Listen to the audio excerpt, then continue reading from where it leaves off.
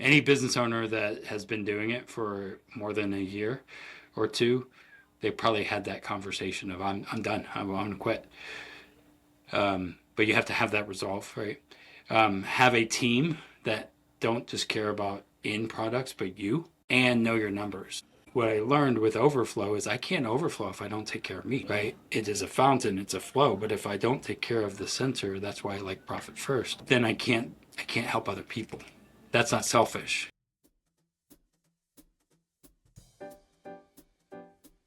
Welcome to the Growing with Purpose podcast.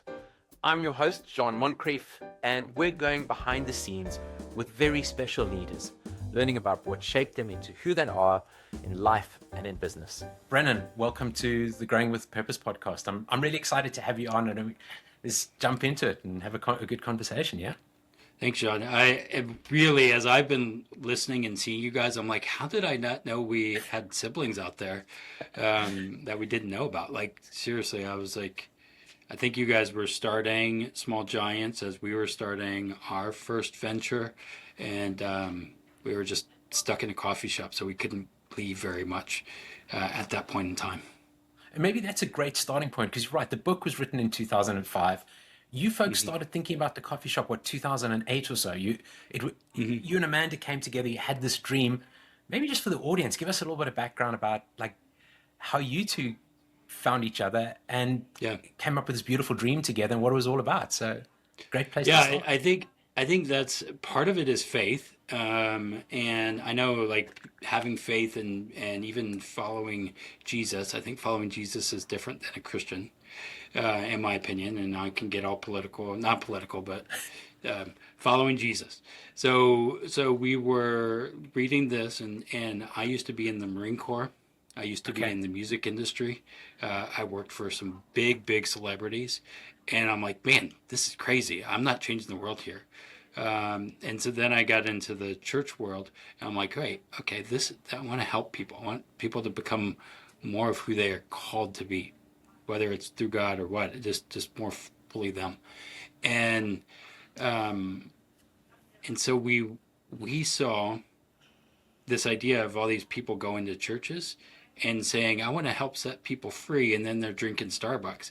And I'm like, wait, you can't like um, talk about freedom while you're drinking coffee that is created by people who are Yeah. not free, Yeah. right? And so that really led to, okay, if I'm going to really do this whole thing, I need to create kind of like John the Baptist, paving the way for Jesus, if you will, in that spiritual background. And we were like, well, ethical economics and community building. That's what we want to do. Community building, because no one goes to church, but they do go to Cheers in the bar, Yeah. and really actually live out our purpose with our what we buy, not just with our words, but with our actions. And so we started that thinking about it, and then there's that thing called 2008 that happened. Um, we were idealistic entrepreneurs. I probably should have read MJ DeMarco's Millionaire Fastlane book, and it says don't start a coffee shop if you want to be rich. Um, I didn't know that, but we were like we want to change the world, so we started our first venture, Overflow, and we did it in community. We would not have been able to start if had we not had some collaboration that happened because we don't have rich relatives, Yeah. and we launched into it. Fundraising. My wife actually was like a glorified drug dealer because she was on the L in Chicago selling coffee in suitcases to deliver to get the funding to start the business. So Was we those did the suitcases that go on your back that you see the folks walking and selling coffee, or did you have a case carrying a it? case and a roller because we had Okay. bags of coffee that we had bought from our vendor, and that's how we were delivering it instead of having to mail it, it would save postage Okay. to deliver it ourselves. So we did that to do a little fundraising. So we were bootstrapping like literally all Got you. So kinds of she had ways. she had a bag and she was just selling what, the ground coffee or the beans Yeah, or? Yeah, we Yeah. would do a kind of like a subscription service in the early days Okay. to get the money before we even opened, before we even had a location. Um, and so we were like, oh, we're going to do this. And so I worked full time. She actually quit her job at American Heart Association to get this thing going. Um, and then we ate ramen for a long time.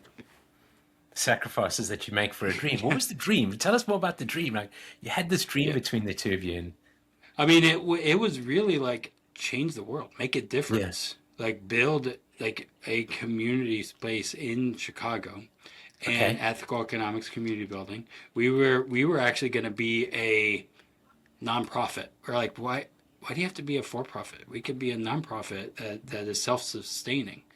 And we learned that you can't do that. Like you Ah, can't be a nonprofit that way. And so we're like, well, we'll be a for profit and a nonprofit. We'll do two things. So we were doing that. Then we learned about this thing called the L3C. Two people sent us articles. This was back way a long time ago. And two random people sent us articles. One of them I met on the street when we were doing the street videos to try and figure out what we're doing. Um, and and they told us about this L3C. We became the 17th L3C in the state of Illinois, not knowing that it was a new thing. We just were like, that's us. And so yeah. we launched into Overflow. That was 2011, I think. Um, And then just for and the listeners, the L3C, you're putting purpose before profit, but mhm, you can still make profit, but fundamentally you're putting yes, purpose first with it. Yeah. yeah. And Yeah. it was good. It was a great experience that I would never ever do again.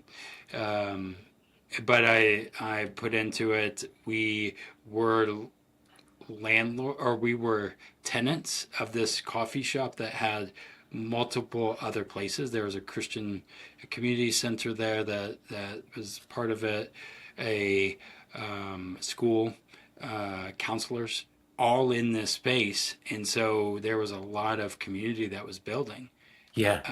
and not just a coffee, but it was more than that. But it didn't last. I mean, it did move on. Still there. I just don't own it. But Yeah. it was a big transition after a time. See, you've put all this work and raised the money to create the coffee shop. It's Hmm. obviously taken its toll on, I guess, both of you personally and professionally. And if I remember kind of reading some of the stuff in the conversations we've had, that there came a point where there was a movie that was screened in the store in 2011 or so that Yeah, kind of became a turning point in how you think as well, I guess, how you and yeah, Amanda were thinking. And what was that all about? I was intrigued by yeah. the movie that you So saw. we had watched this documentary called Banking with Life, and my mentor now had a would always ask me about talking to him, and I would always avoid him because no one ever follows up on those things. So anytime he'd ask, I'm like, you need to talk to my wife, and she'd say, you need to talk to my husband, and all that stuff. Um, but then we watched this documentary, and she's like, I need to talk to him. What we Yeah. learned is the banking system, the way in which our financial system is also corrupt and really not built to help us. And so after that, we met with our now mentor and started the plan. And it was we were saving, or as a business owner, first time early, you don't save a lot. You're usually last to get paid, right? Exactly. Yeah.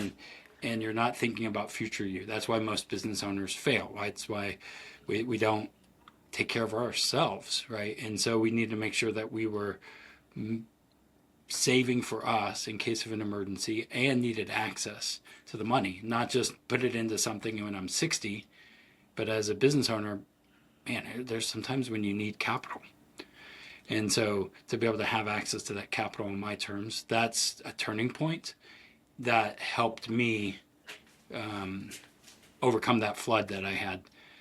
Now, a couple of things that happened one of those years, I think it was the second or third year, almost everything broke. So you're just getting Meaning into the business and everything just starts getting collapsing. everything. I mean, my wife had a miscarriage. My Ah, um, grandma died. My mother-in-law had a stroke. These are not business related. yeah. Cat died, and It's all kinds of things. It was just bad. And Amanda had kind of went into herself, right? And a couple things that I learned in that experience that I tell every business owner is know that you know that you know that you're called to it. You need to know that you're called to it because it will be hard, right? You're going to want to quit. yeah. Any business owner that has been doing it for more than a year or two, they probably had that conversation of I'm done. I'm going to quit. But you have to have that resolve, right? Have a team that don't just care about end products, but you, and know your numbers. And those were three things that I tell every business owner to this day is those things because that helped me to make sure that we maintained our marriage. And so before even our flood in the business, we had built systems in place about making sure we take care of us, me and her, Yeah. because So because this that's happens what important. around 2012 or so, 2013, Yeah, that somewhere around there. Yeah. that you think you starting to think, okay, we've got to become more intentional about this for ourselves. And I Hmm. noticed you mentioned a plan, and you've got profit first in the background. Were you working with a mentor on the pumpkin plan, or was this Mm-mm. just It was new. My okay? even Mike is fairly new. Yeah, At least at that point, Profit First hadn't existed hadn't yet. come out yet. No. But we had started to learn, and some of those why I'm Profit First certified is man, these things are important. Yeah. Taking care of yourself, doing all of that. So what had happened is after we had kind of started the Profit First model, and and the infinite banking strategies that we did, and that's when we had recovered and we're still married, even though it was hard. We had roommates. I had roommates that lived with me, and they were also, of course, the roommates that live with you, but they were also my staff. So I paid them Okay. to pay me back in rent, right? And so that's how we made it. I'm like, all right, you're best friends, you're employees, and you better not screw me. Um, but it And was you basically husband, wife, you all sort of staff, everybody's living together, and you're yeah, trying to a build this lot thing. of us. Wow, that's a Yes, lot going on, right? yes. Yes. And I'm like, wow, this is nuts. In the South Loop. But it was about making a difference, changing the world. Yeah. We did. I've had people that, like, to this day, I know that some people are like, yeah, I would be an alcoholic if it weren't for you guys. I would be in this place if it weren't. There's so much that happened, kind of like the Cheers, the bar. Like, Yeah. when they had no other connections except for us. And was that Um, purpose, that unique part of the coffee shop, and the impact that you're making around people and connections for those people who just had nothing mhm. other than you That was folks? intentional. That That was was intentional, right? intentional. I didn't know it was gonna. I thought I'd make more revenue, but whatever. It didn't. Yeah. It wasn't a. It's not a big money maker if you coffee shops. So people think it looks cool, but Yeah. it's definitely a hard job. Um, But it was amazing, and some of those people are to this day really good friends. I don't live in Chicago anymore, but um, and I think the turning point though was whenever the the owner, or not the owner, the principal of the school, they were the landlords. They had done a project where they were going to fix the roof because it was always leaking, and they took off the roof, and then that freak storm happened, and and you then guys our at gym at this business. time, Yeah, you we were at the gym. Amanda, what Me and on the we're treadmill? trying to be we're trying to be healthy, right? Yeah. We're trying to make sure we have good disciplines. And so I'm literally on the treadmill. My staff calls me and I'm like, I'll answer in 5 minutes. I'm almost done with my set, Yeah. right? And then Amanda's next to me, and I remember, and they call her, and I was like, oh, you better answer it. And I heard the rain on the tin of the roof, right? Um, and I could hear raining. I was like, it sounds loud out there. We're gonna keep working out because it's raining really hard. Um, so he calls and says, "You need to come in. This store is falling apart." I'm like, "Yeah, that's you're being over dramatic." Um, then we see a video, and it literally was falling apart, like everything. And we're walking in 2 inches. It was like a hurricane, and I've been through hurricanes, so I know. Um, Originally from New Orleans, so I'm Okay. very familiar with You've that stuff. heard, yeah. And go in and like the vice principal comes in and says you shouldn't be walking in the water, all that stuff. But we're like, all right, everything's demolished, So we had to close, overcome that. Thank God we had our policies, our life insurance policies that had cash value, so we could use it to do payroll, right? Do the things because payroll still comes, right? Just Yeah. because you still got to, and usually you're on a thin margin on that kind of stuff.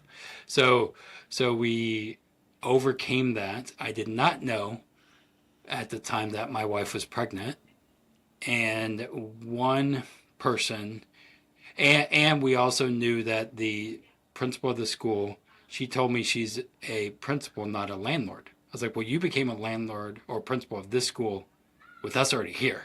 Yeah. And so we were like, well, this sucks. We can't do a year-to-year lease on a business that's a brick and mortar. We have to have something more sustainable, especially if we're going to have a kid. And so somebody would always ask, what's my number Yeah. to sell? And this is not the best way to do evaluation. Don't ever do it this way if you're listening. But he comes in, and I'm so pissed off, like with everything, and the principal, and the flood, and finding out we're pregnant. And he comes in, and I was like, "Hey, what's your number? Because I'm done." And You're ultimately, in this mess. You it's kind of yeah, like, what do we do now? And you're in yes, the mess, and somebody yes, comes in and says, "What's your number?" yeah. He always asked me, "What's my What? number to sell?" Yeah. And Okay. so I Yeah. came to him and said, "What's your number? Got it. It's time. I think I'm done." And he had come in a lot. And so he ultimately bought it. And I think it was a great move because we were able to use that. Not a lot of money. It was not a big valuation, but then they got moved out. So they're essentially Uh, buying the brand, moving out of the they, location, finding a new yeah, location, and just yeah. yeah. Are they And we still were around? pregnant. They are. It's in Okay. a new building. He had more money than I did. We didn't have the capital to do that transition. And you couldn't send your And pregnant wife out on the train again, right? yeah, yeah. So we're Raise like, all right, what capital. do we do? And so we sold it, and it was like an MBA for Yeah. us. And Overflow was again ethical economics, community building. I think it still does that, and that was our vision in the South Loop of Chicago. And afterwards, we're like, okay. My wife's like, well, we're selling. You need to go get a job. And I was like, I'm I'm unemployable. So my mentor had a job posting, and I said, I'll apply for that. I'll do it. Do what he does. And he comes back to me. He's like, yeah, I think you're too entrepreneurial. I can't hire you. I was like, well, that sucks. I could sell this. I You're this helped us. unemployable, And right? Yeah. yeah. So then about 2 months later, he comes up to us and he says, I have an idea. How about you and your wife start your own agency, and I'll train you. I was like, that sounds better because then we can start our own business. So that was about almost 8 years ago because my son was not even born when we kind of made this transition. He's now 7.5. So we started, and we're like, oh, we'll call it Grandma's Wealth Wisdom. The tagline is sometimes intelligence skips a generation. Um, Yeah. Probably not the best But name, but we were like, I don't know, I'm not a financial person. Um, and so that's where our financial firm started, not knowing that Dave Ramsey loves to hate on us. People don't understand profit or how profit first should work. Yeah. Most everything out there in social media world is fake. When people are like, "Oh, I'm a 7 or 8 figure business," most people are faking it. We didn't know all that until now. We kind of know quite a bit more, but You have to live it, that's right? what You have launched to us. go through it to actually understand what it's really about. Almost going through that whole, like being an entrepreneur is almost going through that whole stage of starting it up, raising the capital, running the business, and ultimately exiting or selling it. And then you've kind of been an entrepreneur. You've been through Yeah. the whole life cycle. Yes, a couple times, and we're building this business to if we want to exit, but I don't think we ever will. But we had no intention to exit the other business either. But Something we changes want to, in life, and yeah, yeah, yeah, we want to build it where it is growing, and the financial firm is it's always a challenge yeah, because there's a lot of people that they think they know what isn't so yeah, kind of thing. And so there's a lot of, I'd say, misinformation out there when it comes to money. And a lot of people are fooling themselves half the time. yeah. So that's what happens now. But now it's fun to see. And, I'm not a bazillion-dollar business yet, but definitely a little more profitable than a coffee shop. What going back to Brendan to you growing up, your childhood, what influenced you and your leadership as you were growing up? I mean, you obviously went sort of straight into entrepreneurial world. Was there something that influenced Um, you in your younger years and took you there? I think both of us were born like federal. My mom was a single mom. Yeah, Her parents were, one was significantly older and living on federal assistance, right? And so we both grew up in poverty, and a lot of hardship. And yeah, so that was one. And then I don't know, just had the drive to make a difference in the world. Maybe it was taught in me. I'm not sure because I look around the world and I'm like, how are people not self-aware like that? Because we are, yeah, and we always wanted to make a difference. And part of it is reading, as I thought about the Bible or things like that, and saying, okay, this is, you can't just talk about it. You got to actually live it in real I time. mean, And the so, example that you used earlier, if you're going and you're buying Starbucks coffee, mhm.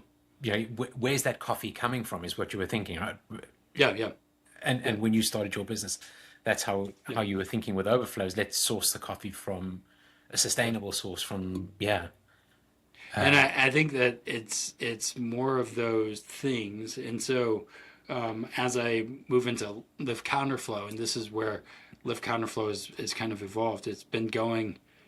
So this guy wrote this book called Reform, and he said that there's these tributaries: lack of education, poverty, um, I don't know, the political corruption. All these things lead into poverty, right? And in order to solve it, we need to go upstream to help that, right? Yeah, And so when I think about Overflow, the coffee shop, it was education. It was a Christian school, right? There was a community center that was happening. There was counseling that was happening. So it was different tributaries that were leading to not, I wouldn't say prosperity, but moving away from poverty. And I think that in our world, and we can see this now, we have plenty of money, but poverty is way more than money. You can be poverty, have poverty in so many other areas, and I think we're seeing it right now.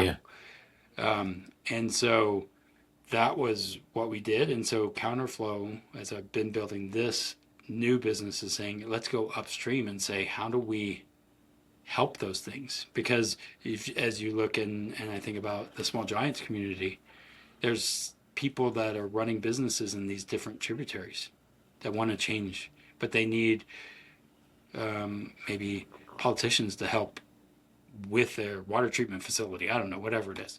And so it's interconnected, right? And so, Yeah, I, we're all interconnected, and something I love about this community is that we're we're so sort of interconnected and collaborating and mm, sharing ideas and sharing how we do things and we run the business, but also that the businesses and the communities are shaping each other. So yeah, when I think of the small giants, it's all about kind of it's not just a business giving back to a community, but the community is shaping that business as well, which is something that's I think quite unique. yeah, And it was what interested me so much about your story. It wasn't just about having a sense of purpose, which is so important as you talk about going through some of the really difficult times as an entrepreneur, but hmm, that the community was equally involved in, I guess, shaping what you folks were yeah, doing in Overflow, and I'm sure that purpose is carried across now and is shaping what you're doing at the moment. And I mean, I think of Paul Spiegelman, who co-founded Small Giants and used to host this podcast. He's now working or has put together Kintsugi Village in yeah, the heart of Detroit to bring education and talking about education. We've got to educate people, but I think one of the things we overlook is educating about kind of money and entrepreneurship. And there's so many people going into entrepreneurship, but the influence, as you say, is coming from social media, not yeah, from where it should be coming from. And how do yeah. we? And I guess that's flowing into what you folks are doing now in terms of educating people, right? Yeah, so some is as we've been doing this, and we again, in a infinite banking practitioner, which I didn't know that people didn't. There's opinions about that, and profit first, and there's opinions about that. Mm-hmm. But what when we started we wrote our book, and it's called Five Smooth Stones, is our book. And what's interesting, as I've been doing countless financial assessments, right, is people are in chaos. Look at the world right now. It's Yeah. confusion, haphazard, anxious, overwhelming, and stressful. That's chaos. That's the tax code, right? Try and be a business owner for 5 minutes and figure out taxes, or I don't know, health insurance. Um, like I'm just, Yeah. that's just one. Yeah. It's all chaos. And what we need, and this is where we started building and thinking about more of our between our two ears, not about products, but we need to be still. And when I think about David and Goliath, and David beating Goliath, the giant, is he used a rock, and he beat his giant. What in the Bible it says, "Be still and know, stop." We don't even know how to stop in our world anymore. We just going to keep going and find the next thing, whatever is happening politically, and I think that's part of the chaos is let's just keep hounding them and are stimulated, but we don't know how to be still, Yeah. right? My son doesn't know how to be bored. Like that's a problem, right?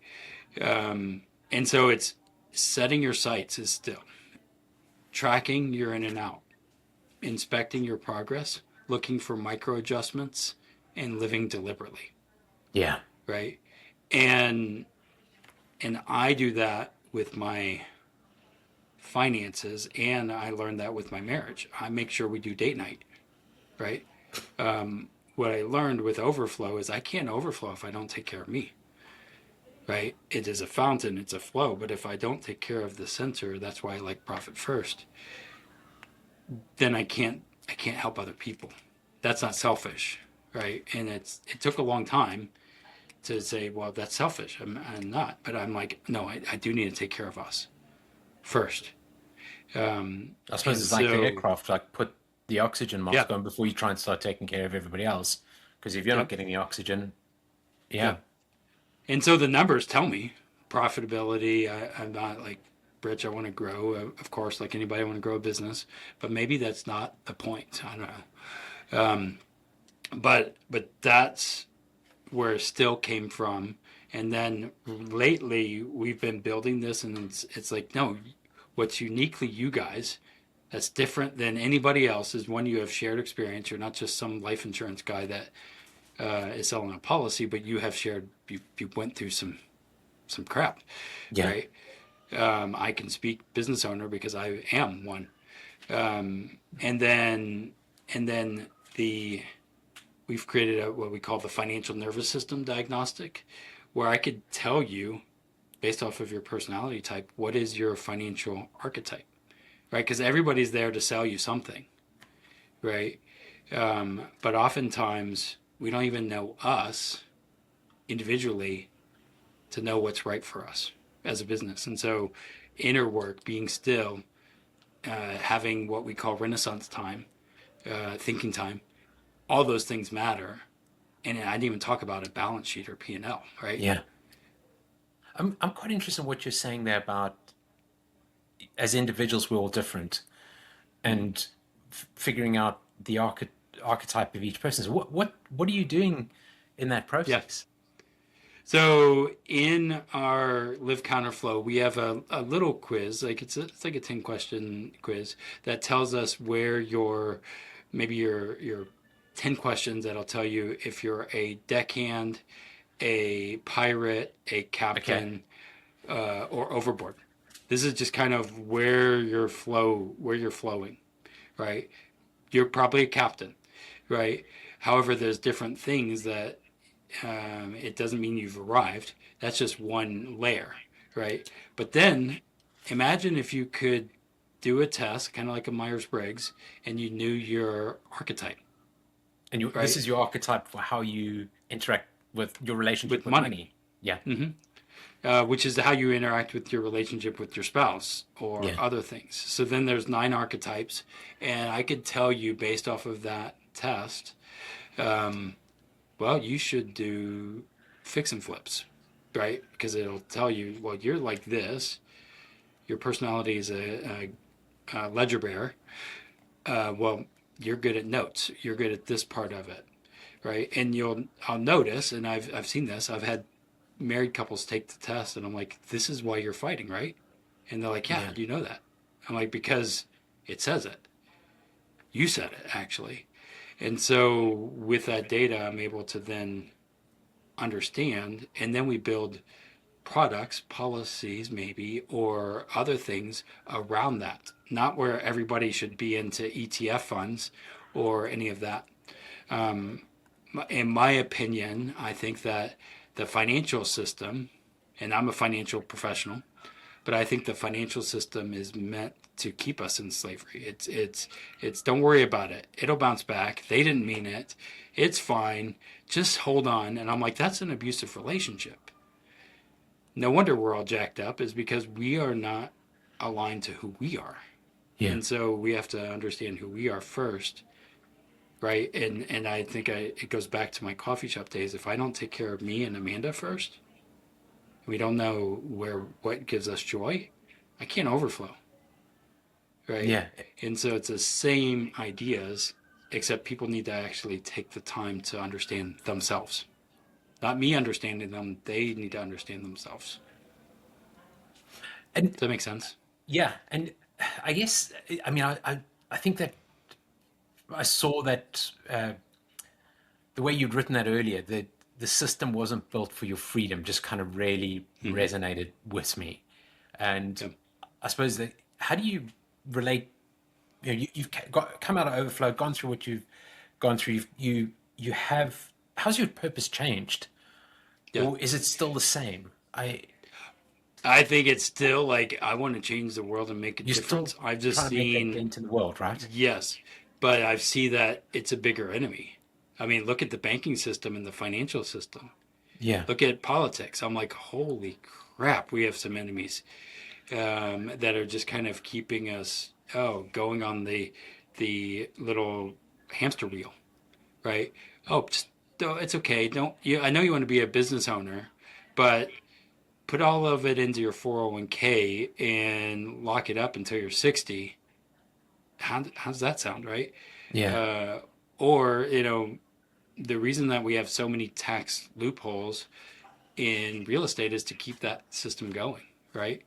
And so we kind of get played a lot of times, and we didn't even know what we wanted, right? I think about Beyonce. Tell me what you want. Isn't that? Tell me what you want. What you really want.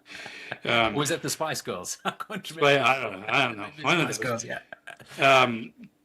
I'm not into all that, but I should have been. I did work with some major celebrities, so but a lot of times we don't know what we want. And whenever I talk to even 70-year-olds, I'm like, what's your dream and goal? And they're like, I don't know, that's a great question. What's your exit strategy? How do you want to land the plane? Yeah. And that's something I think every business owner, and what I want people to listen to is, don't abdicate this. Don't give this to somebody else, or I have a financial guy. That is the hardest part, because I'm going to educate and help. That's been our biggest challenge. But we've given it to somebody else to say, well, I don't want to think about this. Every business owner should know or be aware how to read Yeah. those things and understand them. And what's a piece of advice that you've got at the moment that if you went back to yourself back then, as you and Amanda were starting that coffee shop, Yeah. what's something that you'd share with Brandon from back then and from Amanda who were back then? I mean, when you go into business ownership and entrepreneurship, we're idealistic, right? We're going to change the Yeah. world. We're going to do all of that. And I think that it's hard, because, like, do I want them to not step into that? Because I think the pain of what we experience helps us do the master thing that we want to do. So I don't want to, like, say, I love that. Hey? It's in that process that the learning comes, right? It's going yes, through that journey. yes. Enjoy And the so I journey. don't know what I would do. I mean, I'm also watching the What If series by Marvel, and I'm like, oh, what if they change that and they ripple effect? And I'm like, oh, butterfly effect. I don't know.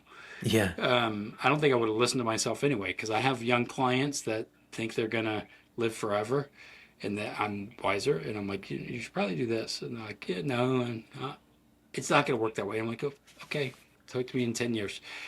Um, and so I feel Yeah. like an old man, grabby old man sometimes, but I've noticed that as well.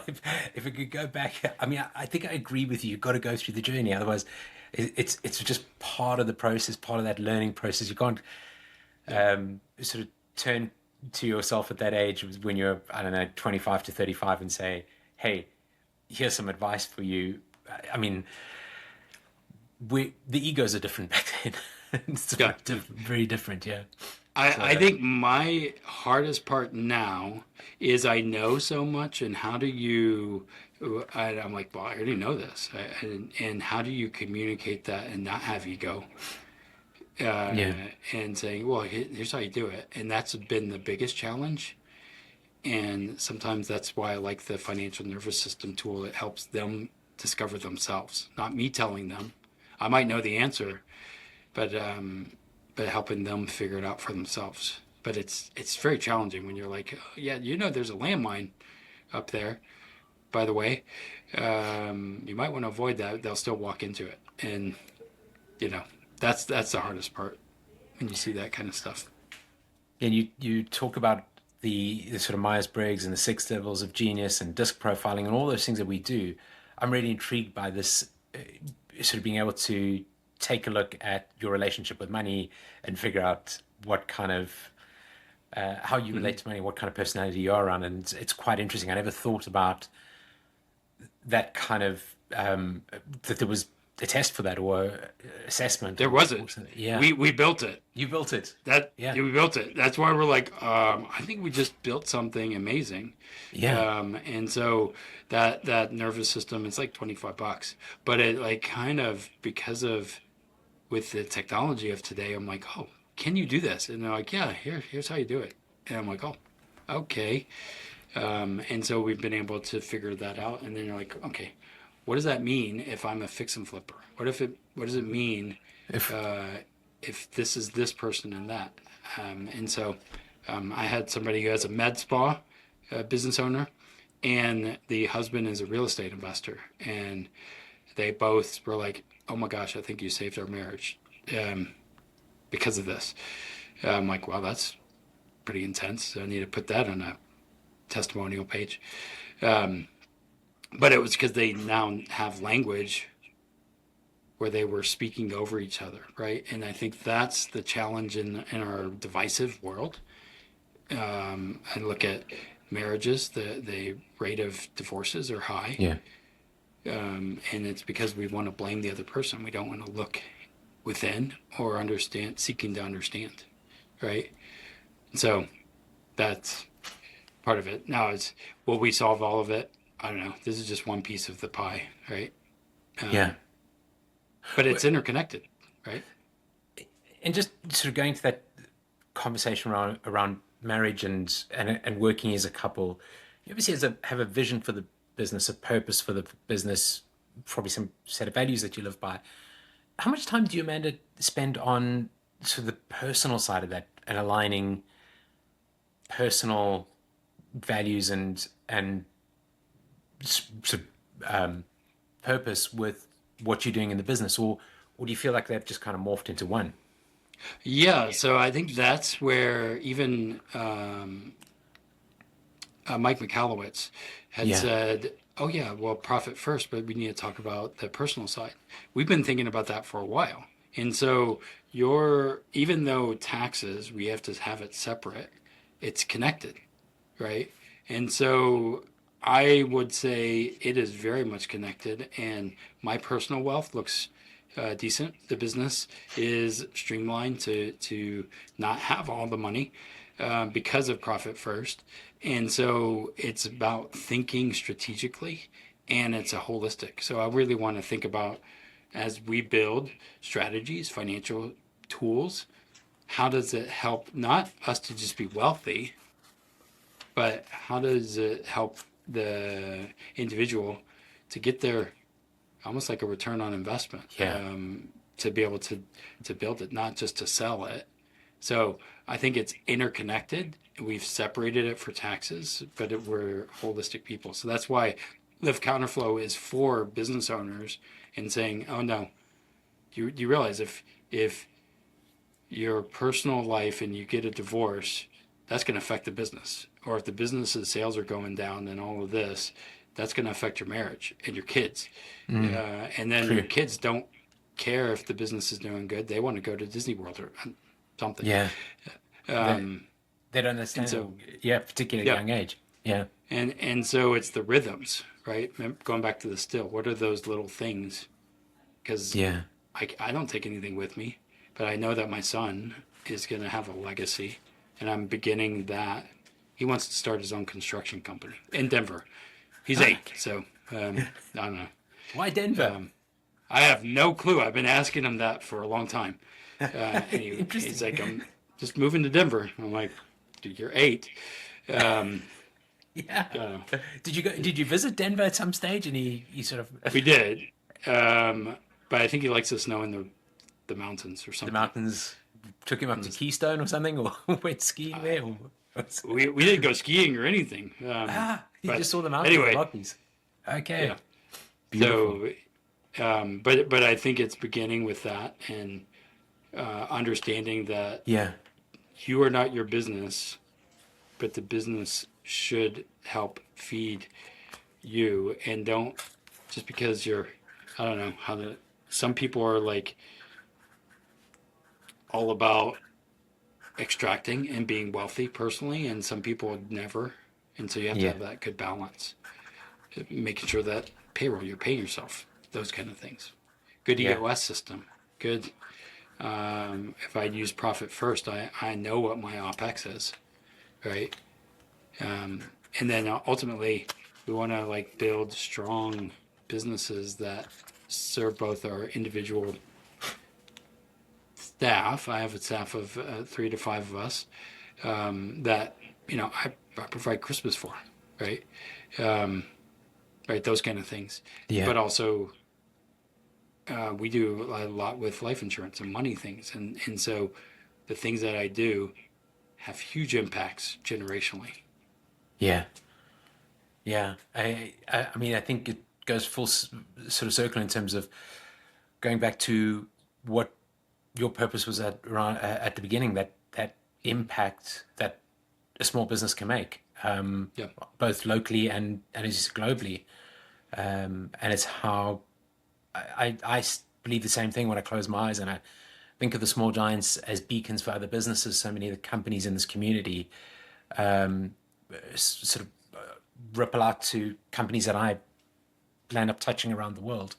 And I can feel something that came from a business in Chicago or Dallas or Germany or whatever, and how it's influenced other businesses and the way they think about purpose and values and people.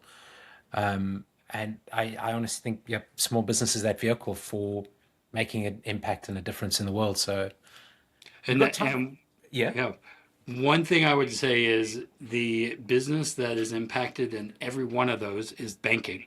Yeah. Banking, and it's probably one of the most interesting corrupt places. But I learned, don't do what the banks tell you to do. Do what the banks do. Understand how they operate, because they are making money. This is when I had the coffee shop. I'm like, seriously, all the fees. This guy never shows up to work, takes money and taxes. I'm like, these two people never show up to work, and all this is just going out in taxes and banking fees. And so understanding how that flows, and is there anything we can do, and if we can come together as a community, you might be able to change some of those systems. Yeah, because you're right. All those fees that go through banking are unbelievable. They've got Yeah. it worked out, right? Right. And imagine if it's just a small coffee shop to, Yeah. it adds up. And that's why they're the most profitable, biggest entities in the world, the banking industry. Yeah. And So, anyway. I mean, a whole other conversation, but where that money all goes and what it funds and it's also unbelievable Yes, exactly. as well. And I'm Yeah. like, right, wait, are we Yeah. actually hurting ourselves in the end? And I'm like, all right, follow the money. Yeah. And so that's kind of why I went into this industry from the coffee shop, and Into who knows where it's going to take us. But brilliant. anyway, it's fun. Got some time for a few quick fire questions. Oh, sure, sure. So, first of all, what's a book that's influenced your leadership style? Oh, I mean, oh, so I'm a big fan of Perry Marshall, if you Okay. ever heard of Yeah. him. I have that. 80/20, Yeah. 80/20 sales and marketing. That helped. And I listen to a lot of podcasts as far as leadership goes. You got a favorite one that you listen to often? Man, you're putting me on the spot here. I mean, I was literally reading Testament of Hope Okay. by MLK, Martin Luther King, because it was MLK Day recently. Yes, that's right. Yeah.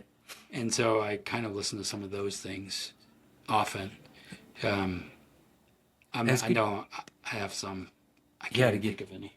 different perspectives. One of the things I love about podcasts is all the different perspectives, and just listening to something that's not always completely related to business.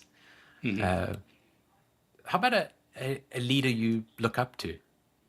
Can you think? Yeah. So my mentor, Mark Willis, who runs Not Your Average Financial podcast, he's one that I look up to. And in the financial firms, there's not that many. A lot of them are there. It's all challenging.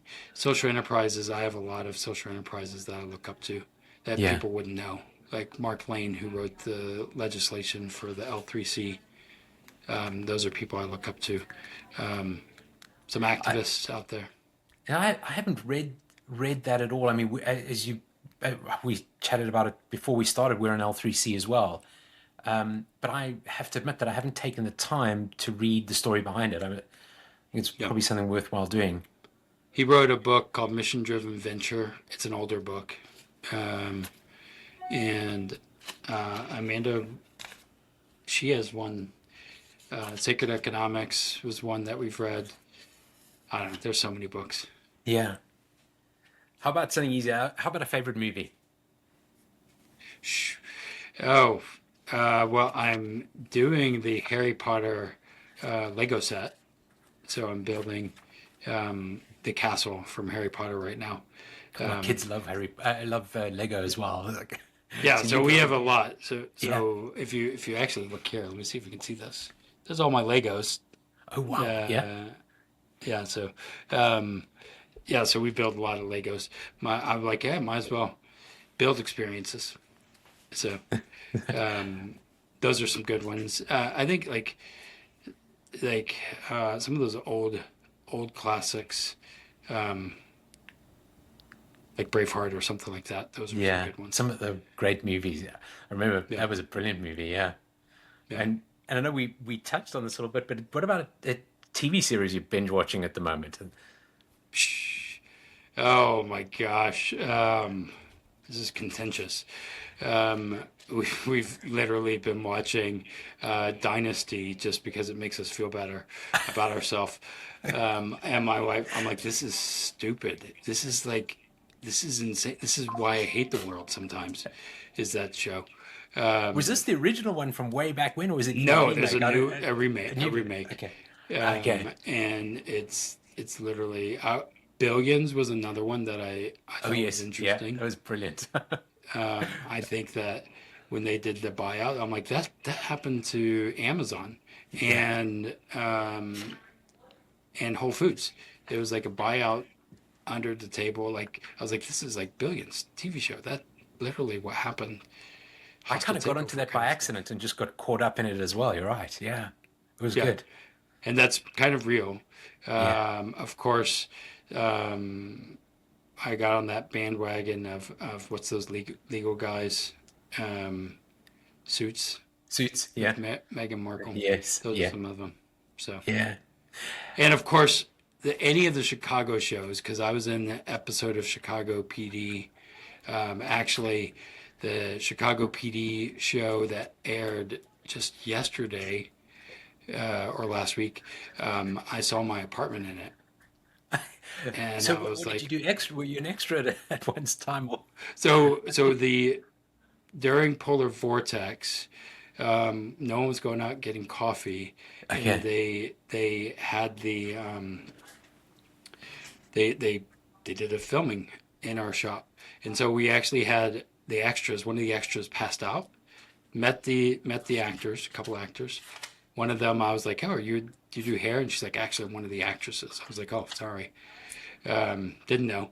Um, but one of the extras passed out. So then fake Chicago, no, real Chicago med and fire showed up to fake Chicago PD. Um, and it helped us get through the polar vortex because we made some money when no one was buying coffee. Um, Wow. but on that same series, 7 years later, I think it's 7 or 8 years later, just last week I saw my old apartment. I was like, Okay. oh, there's my house. That's kind of Brilliant. fun. I was gonna ask you at number five. What's something about you that not many people know, but we might have covered that there, right? But my house was in, yeah. Not a lot of people know that the music industry of being in that or the Marine Corps.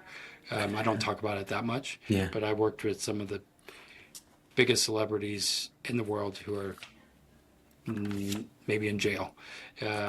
Okay. So, um, yeah, Very, yeah. it's Interesting very fun. life. Wow. Yes. And now I do finance, money stuff, and so very very fun.